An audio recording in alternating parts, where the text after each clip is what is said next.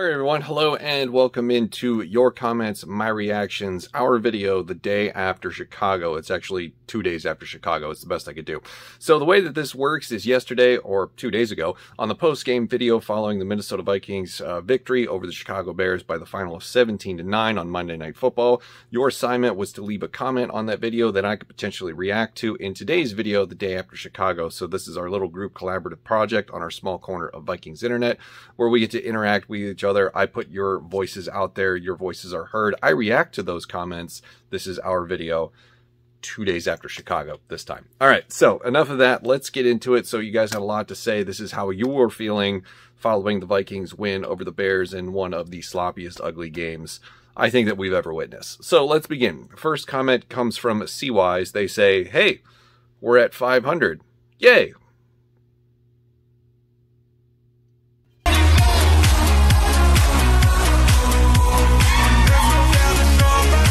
We did it. We got to 500. Raise the banner.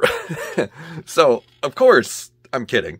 But, you know, that's the Minnesota Vikings in a nutshell for the past couple of years. This gravitational pull towards 500. And I guess we're basically on the cusp of being over 500 for the first time since 2019. So, yay us, baby steps. All right, that's enough of that. All right, next comment comes from Mech, or Mech. I don't know how to pronounce that. They say, DJ Wanham impacted the game heavily. So I highlight this comment because I think it's true. What do you guys think? How are you feeling about DJ Wanham in the absence of Everson Griffin and Danielle Hunter this season? Because, you know, I kind of left him for dead at the beginning of the season. You know, I'm looking at this roster and I'm just like, boy, the Vikings went out and signed Everson Griffin last minute. Maybe that means that they don't trust this kid. Maybe he's just not going to pan out. They spent a couple of draft picks on some other defensive ends like Patrick Jones and Janarius Robinson. And then, you know, the Everson Griffin signing at the last minute, a guy that nobody else in the league wanted, I was like, just wow, okay, maybe DJ Wanham isn't panning out. But, you know, here he is getting an opportunity in the best way possible where he is the guy and he's making the most of it. So, you know, players take time to develop. Not everybody is going to hit the ground running right out of the gate from the NFL draft like a Justin Jefferson. So, you know, maybe he just needed a little bit more time and I needed to have a little bit more faith. So, but let me know what you guys think about DJ Wanham going forward. Next comment comes from GMAC72. They say, it's hard to have any reaction other than frustration to a Vikings game this season. It's like a long day at work that you just want to be over. So if you don't follow me on Twitter, which is @SchoolHio, same way it's spelled here, please do that because I have a lot of fun over there. I was begging on Twitter for the NFL just to end the game after the third quarter. I was like, okay, we're winning. There's no possible way that the Bears are going to be able to come back on us. It's not going to happen. This offense is inept. This team sucks. Just end the third quarter. There's no reason to do this to the national audience and basically torture them through their eyeballs with the product that we have on the field. I was like, come on, let's just call it mercy rule, for God's sakes.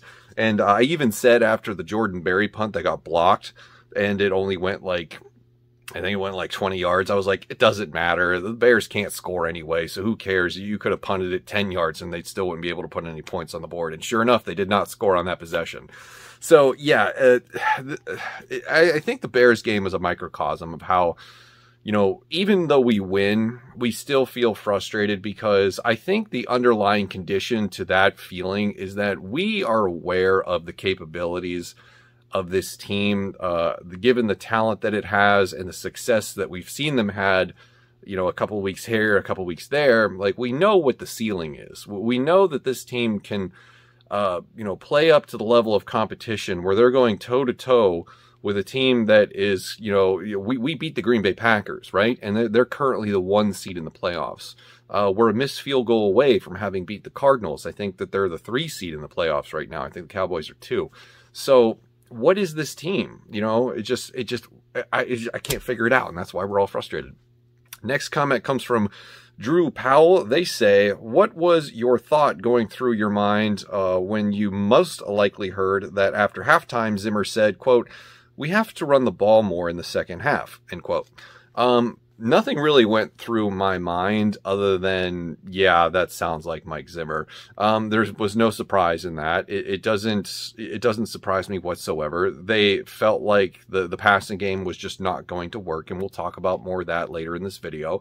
But, you know, Mike Zimmer, he can't figure out, like, he's not an offensive guy. We've established that. He doesn't like throwing the ball anyway. You know, and we've established that ad nauseum. So I think his default to going to the running game is just typical Mike Zimmer. That's what he is. He wants to run the football, control the clock, keep his defense off the field and fresh, and then play defense when it matters. So it doesn't surprise me. It doesn't shock me. That's why I'm tired of it. I don't want to do this game anymore where we are stuck in an offensive philosophy that is, you know, broiled from 1995. I don't want to do it.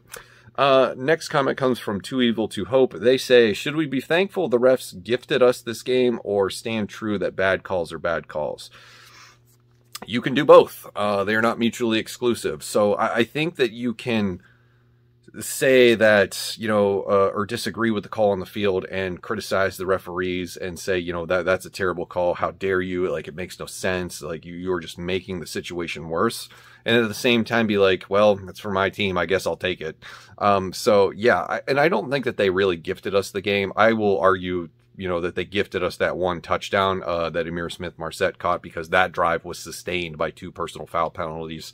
And more so, you know, that's the second one I think was on the Bears, but it is what it is. And, I mean, there was bad calls all over the field that night. I have gotten to the point this NFL season, and not just in Vikings games, but games around the league that I watch, where the officiating is just garbage.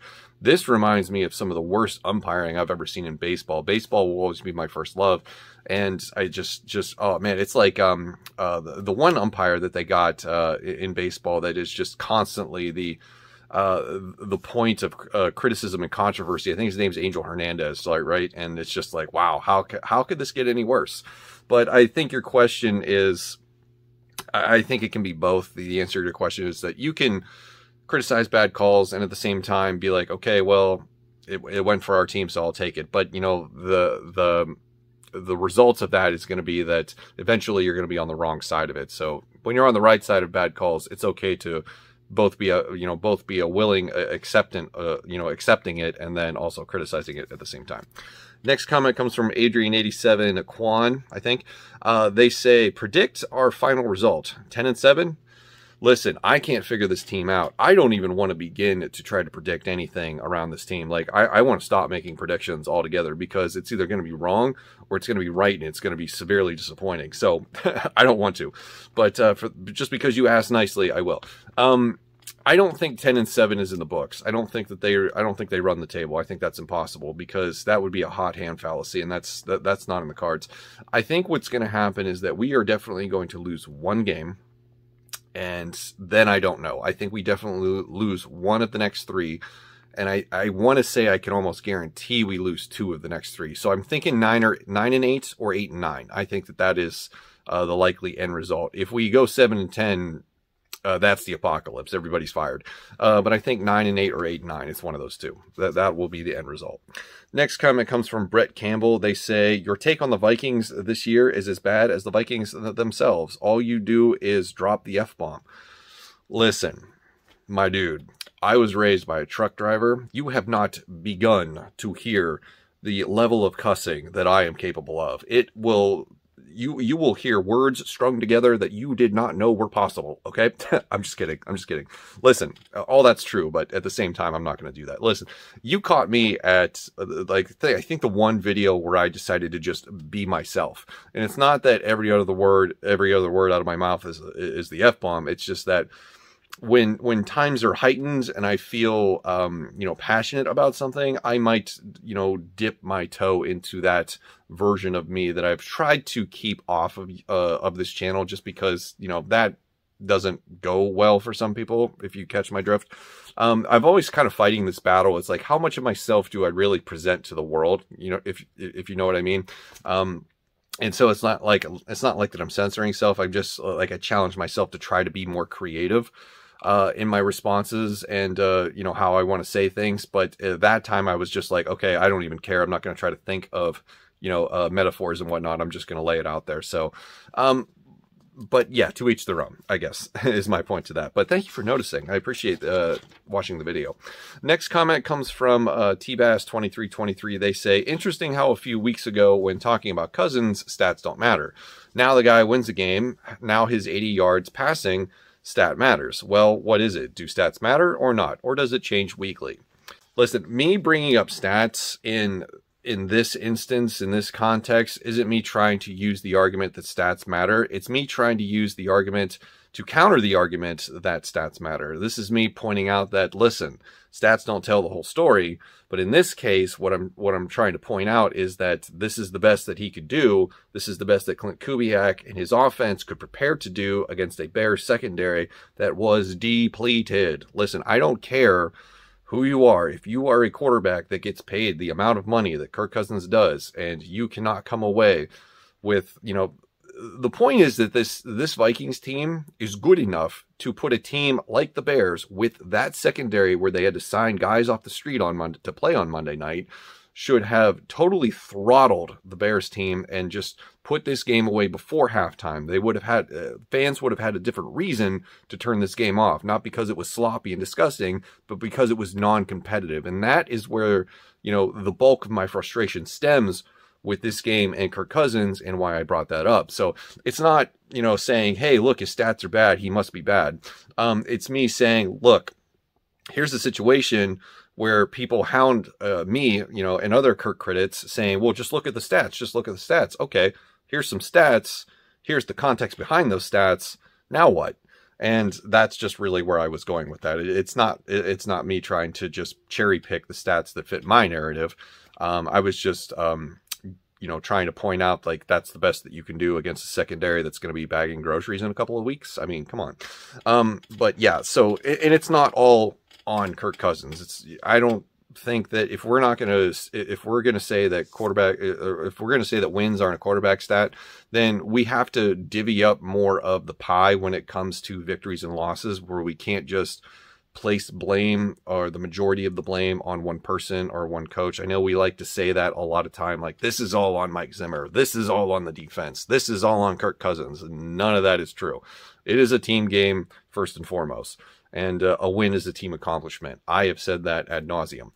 My point is just that in a situation where you're going up against talent that is devoid of talent, you should be doing a lot better than you did, especially when you have a top 5 wide receiver in Justin Jefferson. So frustrated that they weren't able to put together a better performance, put their boot on the throat of the Bears, and put them away early. That is the whole, summarization of that.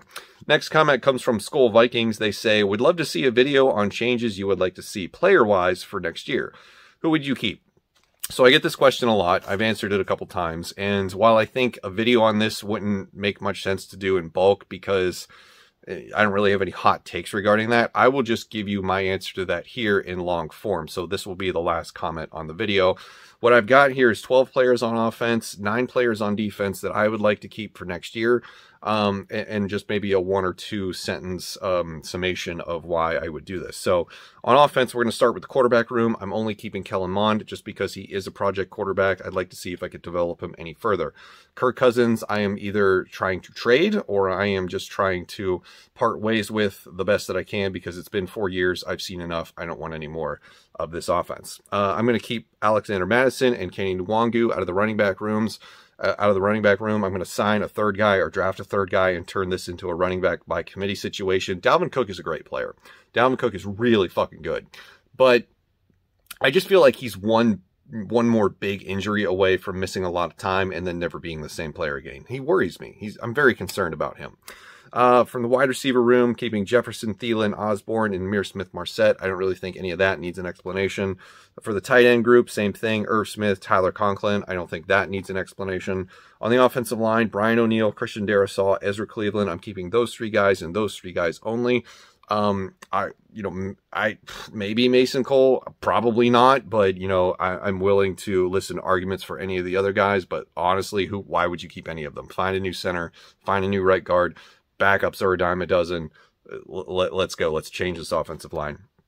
On the defense, a little bit harder, because a lot of the guys I don't think are coming back next year at all, and a lot of them I don't think we need to see come back. So I would probably keep Danielle Hunter. Although if somebody came to me with a trade offer that was a first-round pick and more, I would not say no. So I'm going to keep Danielle Hunter, but I am willing to part ways with him. I'm keeping DJ Wanham. I'm keeping Michael Pierce, Armon Watts on the defensive line. I think Armon Watts, in his limited amount of playing time, has earned his spot this year. Keeping Eric Kendricks from the linebacker group. So goodbye, Anthony Barr. You will not be missed. Defensive backs: Patrick Peterson, Cam Dantzler, Harrison Smith, and Cam Bynum. We've seen Cam Bynum in limited capacity this year, but he's shown us some flashes of brilliance, and I'd like to see that develop further. Cam Dantzler, only because he's the only cornerback under contract past this season, and because maybe there's still something there. I don't know. Maybe the third year is where he figures it out. Patrick Peterson is a veteran. We've heard on his friend's podcast, or former teammates' podcast, I forget what it was, that he is open to returning next season because he loves the atmosphere, the environment that is the Minnesota Vikings team and locker room, and I'm not against it. I think he's played well this year. He has invaluable leadership, and I would definitely want to keep him around to tutor the younger Cam Dantzler and the new guys that are definitely going to be brought in. I think we're spending a first-round pick on either an edge rusher or corner, and I'm leaning corner more by the day. For Harrison Smith, I think I keep him if I can't trade him. And at this point, if I can't trade him, I'm probably not getting a lot for him anyway. So one more year of Harrison Smith isn't that bad of an idea, in my opinion. And yeah, so that's 9 players on defense, 12 on offense. That is who I would keep, and a little bit of why I would keep them. And I just don't think that would make a great full video, you know, where I sit here and expand on that, because I think that that's good enough. So let me know what you think in the comments below about the players that I've decided to keep, and the players that I obviously have let go, like Xavier Woods. Can't even really think of anybody else right now, but, you know, it is what it is. So that's going to do it for this video. Let me know what you think in the comments below. As always, thank you for watching, and I will see you in the next one.